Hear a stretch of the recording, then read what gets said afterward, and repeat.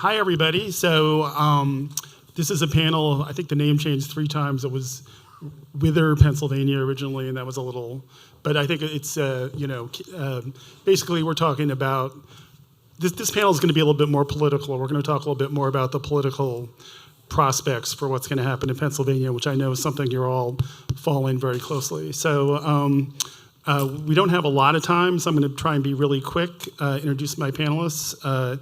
To my immediate left is Kadida Kenner. Well, let me introduce myself. I'm Will Bunch. I'm the national opinion columnist for the Philadelphia Inquirer. Thank you. And all I'll say additionally is that you should support local journalism because we want a city that has we want a city that has real people covering the news and not some AI robots out covering stories. So, but we need your subscriptions to support that. So that's us. To my left is Kadida Kenner. She's the CEO of the New Pennsylvania Project and the New PA Project Education Fund, I believe, correct? Voting rights organizations that are modeled after the successful New Georgia Project, which you probably remember from the 2020 election and helped Biden win that state. The New Pennsylvania Project's primary focus is to civically engage, register, mobilize, and empower often ignored constituents. Kadida is a Temple University grad, cool. And she lives in the Philly suburbs, and her hero is Bayard Rustin, which I think we all can agree on that. So yeah. To my right here is J.J. Abbott, who currently runs Commonwealth Communications, which is a political strategy and communications firm. You might remember JJ was Governor Tom Wolf's pit bull of a press secretary. So he covers all the Philadelphia bases. He grew up in the Philly suburbs. He got his degree at Pitt and then moved to the swamp there in Harrisburg. So he's got all the bases covered.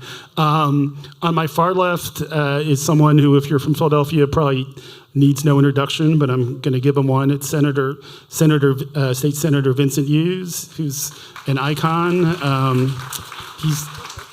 He's represented Pennsylvania's seventh Senate district in the western part of Philly, and I think part of Montgomery County, if I'm not mistaken, since 1994, which is a year before I even started working at the Daily News and Inquirer. So he's been around.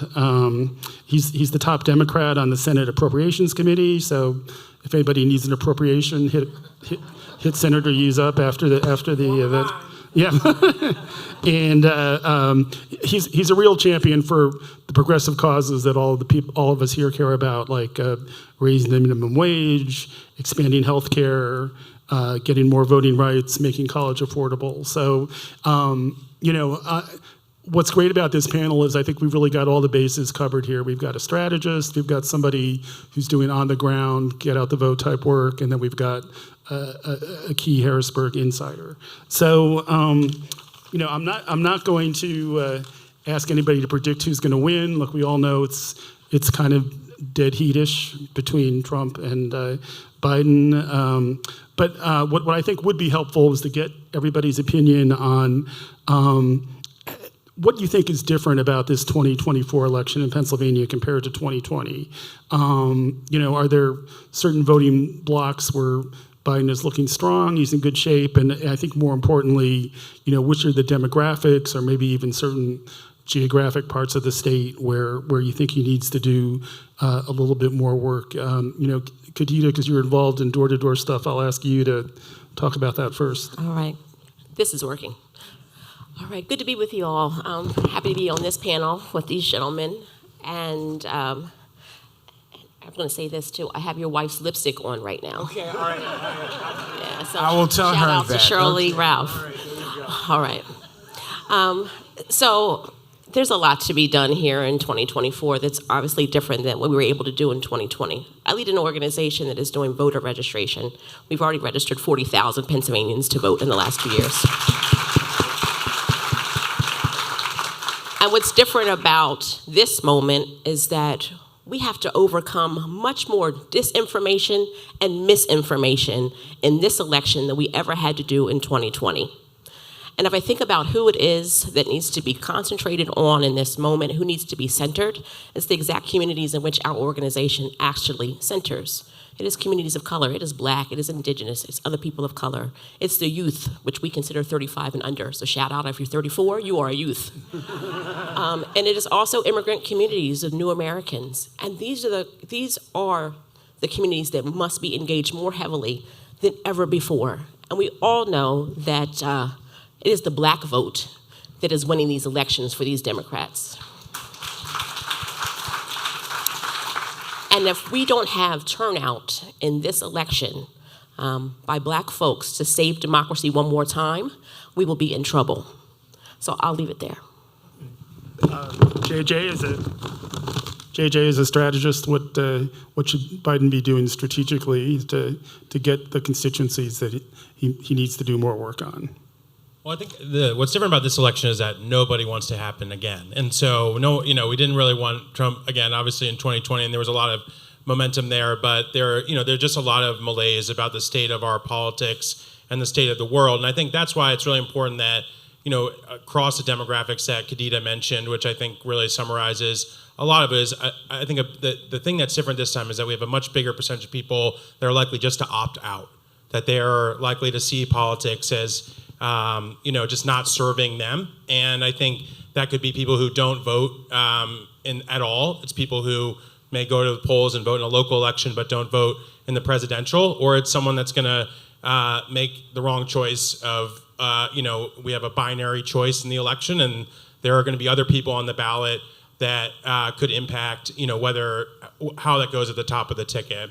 And I think what I just want to say, is that what's most important about this, in order to overcome that, is to actually make this election about the people who will be impacted. Joe Biden is going to go back to Delaware if he loses, but a lot of people there's going to be stark consequences for a lot of people. We heard about that before, but I think what's essential to go with that, and I think just something that we have to keep in mind, is that doom is not an inspiring strategy for getting people to go and vote. And so we have to make it center people, but give people utility that they can overcome this stuff. We beat Donald Trump in 2020, and a lot of people didn't think we would.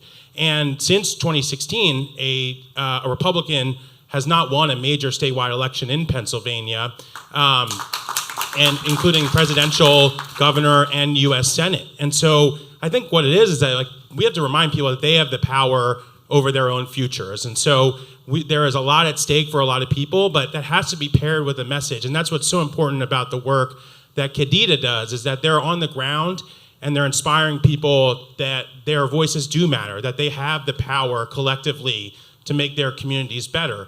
And so when all of you are out there have that ability as well. And so it is really important to get involved, but also think when you're communicating about the election and politics, think of the person on Kadida's team who has to go and convince someone who's struggling economically, who doesn't have time, who doesn't have money, that this has to matter to them. And so I think what we can all do is think about the stark contrast that exists and the stark consequences, but also remind people that they can win. Remind people that in places like, no one thought that UAW would win an election in the South to organize a plant. They just did. No one thought that voters in Kansas and Ohio would come out and protect abortion rights in a red state, but they did. And so there are examples over the last few years where we have been winning, and we have to remind people that even with these dark, dark threats, that we can still inspire them. And that's particularly important in people who are young, people who are struggling economically right now, and people who are members of communities that have felt like they've been left behind for a long time. Cool.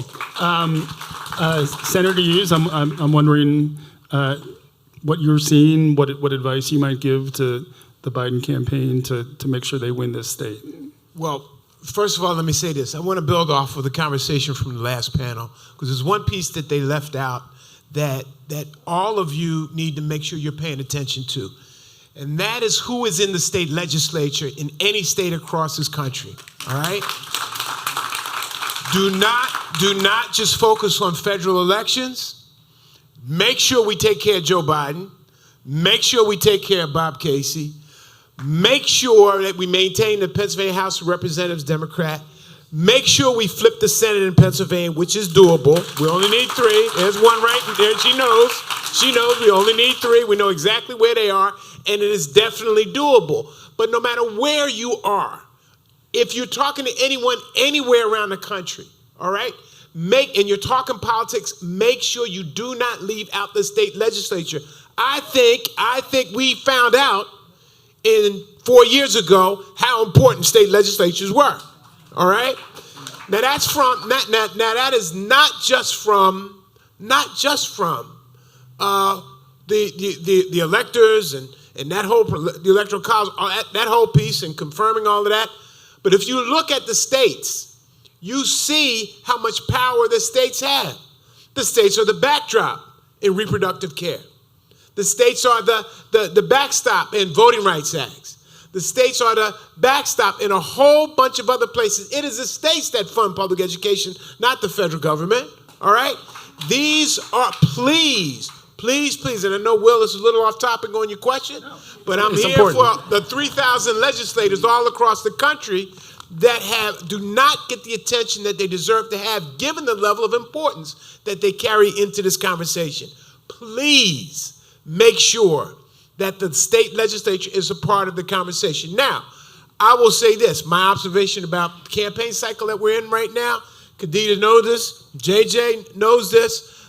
Usually, the conversation about black and brown voters is happening in August, September. That's not happening now. That started at least formally 6 weeks ago, okay? At least, all right? Now, there's some circles that Kadida hangs out in that I'm not in, all right? It happened in other places. JJ, you know this to be the case as well, all right? That there's been organizing and there's canvassers already knocking on doors now. There's messages that's already being developed now. This activity, and the difference here, and I'm the glass half full guy, okay? I'm not the glass half empty. I got a president, and I'm straight up, this is a political conversation. It is Stop Trump, right? Okay, all right. I got a president who's got a hell of a record to stand on, all right? And we should not apologize for that record. Is it perfect? No. Ain't no politician or elected official with a perfect record. None of us. You all are wonderful people, but nobody in here is perfect either, all right? So but a record with the lowest unemployment rate in history, okay? A record with massive investments, first black vice president, female vice president, first black female Supreme Court justice, more diversity on the federal bench. The federal bench was talked about earlier. More diversity there, not just in color, but in choosing folks who come out of the public defender sector as opposed to prosecutors, okay? All right, which has usually been the case with. So it's a hell of a record to stand on, and we can't walk away from it, all right? But as Kadida said, what we're fighting now is misinformation, all right? And the fact and folks, this is not just Joe and Kamala got to carry this. We have to carry this. All of us have to be the clarion call to what is actually occurred in terms of a positive message, JJ, in this work that's been done, all right? But in terms of the hell that could be unleashed that was discussed a few minutes ago, all right, by the previous panel, of if that knucklehead, I said it, this is televised, right? Okay, all right. I've said worse, and I may say worse before the panel is over, all right? Okay, if the captain of chaos gets back in, all right, and asserts the power that he would have available to them. Great record of service by this president and this vice president. Great record of service. Just look through the facts. But we have to be the voice of that, because it is in those individual conversations, which is what your door knocking does, Kadida, all right? It is in those individual conversations with folks that we know that we can then influence other people to see the truth and the reality that has been the case for the last 4 years. So, okay. There you go. Well, thank you very much. No, I've got it. We have time for a few more questions, which is that was fantastic. That was great. So I wanted to drill down, and actually, although we talked a lot, but we didn't talk about this demographic, which is good. So I wanted to ask you specifically about young voters. There's not a ton of them in this room. There's a few of you. God bless you for coming out. But a lot of us, like myself, I'm the parent of 2 millennials, and if you talk to them, you know that but it's tough with Biden and young people. That they're not. A lot of them aren't fans, and some of it's over very specific problems. We all know the rent is too damn high, right? And people aren't happy about what's happening in the Middle East. So given those problems, and I think those are big problems. So what does Biden do to win these young voters back? Because they did support him in 2020. So we'll flip the order a little bit. JJ, what do you think the young voter approach is? Well, I think one thing to keep in mind always is with something like young voters that they aren't they're not a monolith, right? There's a lot of different things, but that particularly for people under 35, they're facing serious challenges. But I think that gets the idea of making the election bigger. As Senator Hughes said, bigger than just the presidential election, bigger than 2 candidates, bigger than even 2 parties. And it's really about 2 futures. And I think particularly for young people, it's about a future where, they have a president that they may not like, but will at least listen to them on things like student debt, on things like medical marijuana, even reproductive rights. Joe Biden has moved in a positive direction, because he's been pushed by young organizers who have led the fight to make sure that he's fighting for them. But the choice that they have is not between that, is not between getting some or more or less of what they want. It's getting anything or getting nothing and going so far backwards. I mean, I think we'd be in a scenario on all those things, whether it's climate. Biden's done the most on climate of any president because young people pushed him, because of organizations that were founded and run by young people who pushed him to do it. And I think that's a message that we have to bring to folks, that there is a choice here, and the choice is between someone who will listen and who will try, and there's then someone who's going to let all of the worst people in the country, the worst CEOs, the worst oil executives, the worst extremist groups do whatever they want. And that's Project 2025, that's Schedule F, which I didn't even know that was a thing, but we'll work on the sort of marketing term for that. But I do agree, there's a lot that Trump's going to be able to do, and it's because of the people that are surrounding him and enabling him. And that's not a future that has any hope. It doesn't have hope for young people, but young people can organize and they can move someone like Joe Biden, and they have been incredibly successful on a lot of fronts. And I think you just have to continue to make that case. Yeah. So Kadida, that was great. Kadida, you like I said, you're on the ground. You and your people are actually ringing doorbells and talking to young people. What are you hearing, and what are you telling them? Yeah. The most recently registered to vote are the least likely to actually show up to the polls. So for us as an organization, this year, 70% of the people we've registered to vote are under the age of 35. And that's very important because there's not a lot of people talking to them. Or they're talking to them and not listening to them. So we're finding right now it's just engaging and meeting them where they are and trying to find these folks to then to engage them in the conversation after you register them to vote. You can't just register them to vote and then walk away. You have to talk about the issues and listen to the issues they care about the most, and thinking about their future. And young folks aren't any different than anybody else in this room. They care about the economy. They care about paying the bills. They care about inflation. They care about their student loans, and those who don't go to school are caring about other things too. So it's really just important that we speak to the youth as people that need to be able to cast a ballot, because they're going to be living on this earth longer than the rest of us at this moment. I'll also say, and this is a warning for everyone out there, is in this current climate, the youth are deciding not to belong to any political party. Last year, 17% of those we registered to vote chose to be unaffiliated. This year, it's 27% of the youth we're registering to vote choose to be unaffiliated. Even when they know here in Pennsylvania, a closed primary state, they can't vote in a primary election for a candidate. They still choose.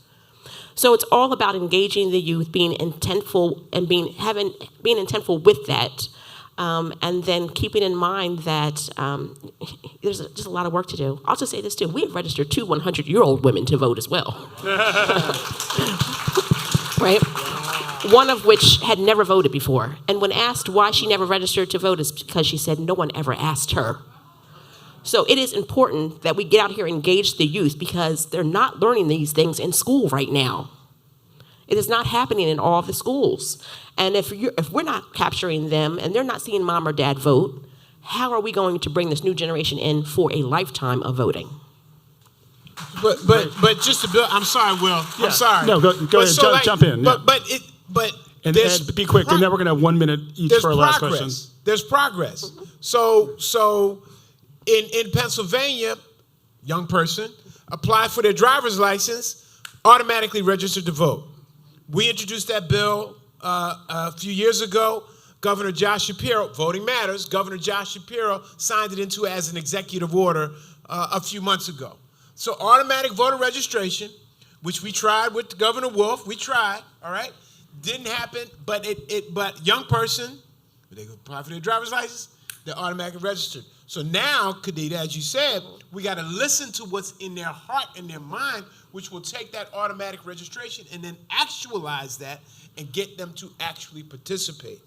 So, as long as they can afford to get a driver's license, yes, and afford a car to even need a driver's license, and have access to get to the DMV, and want to go through that process. Yes, yep, there's a lot. Well, listen, we have about just a few minutes, so I'm hoping you can each take 1 minute each to. I'm going to kind of borrow this from the last panel, but I think people in this room want to know 2 things. What do people in this room? What can they do to help Biden win Pennsylvania in November, and also what's your best message of hope for people in this room in a minute?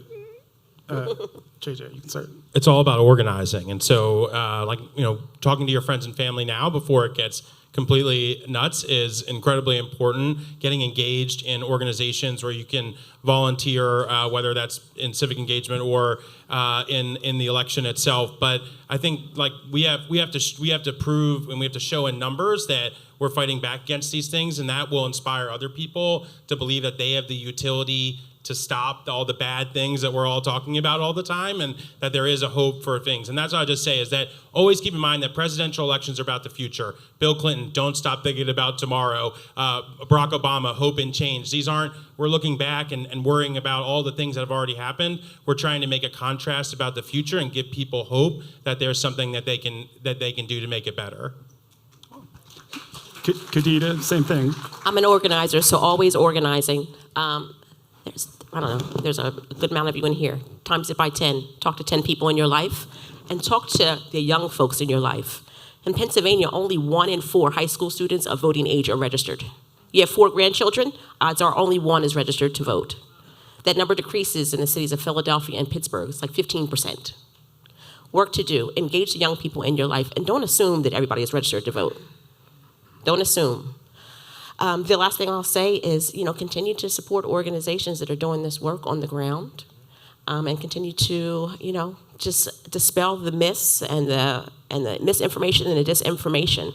The amount of people who, in this moment, believe that Donald Trump is responsible for that pandemic check is huge. All right, well, wait. I'm going to do real quick. I'm just going to say, if you want to do something right now, you can Google new PA project. You can go to their website and you can donate. And then they're going to get more people out there registering people to vote. Right. Yeah, and I have swag with me. Come get my swag. And voter registration forms. I have these on me. Carry them in your purse. That's great. Senator, you get the last word. Yeah, I would just, again, as I started off, do not forget legislatures all around the country. Do not forget them. What they're doing in trifecta states, Minnesota, Michigan, places like that is off the chain in terms of public policy that's happening in those places. We're 3 away in the Pennsylvania Senate. Let's make this happen in Pennsylvania. Definitely, let's make this happen in Pennsylvania. But it's an attitude, folks. At this moment, it's about attitude. It is not Joe didn't do this and Kamala didn't do that. They did a lot of good stuff, okay? It's now up to us to be their voices to make this thing, to get this thing all the way over the hump. We saw what hell was like. We saw it. He has promised us. I know we're not supposed to run on doom, JJ. I understand that. But he has promised us a dictatorship, okay? And once you give a dictator one day, because that's what he said, I only want one, all right? You know they're going to ask for more. Or they're going to take more. We can't have that. Know that we can win. Every time choice has been on the ballot since the Dobbs decision, choice has won. Every time. We polled in our Senate elections, 1 or 2 down by 1 or 2 points. We asked the question on choice, up by 5, up by 7, up by 9. We can win, people. We just got to act like it.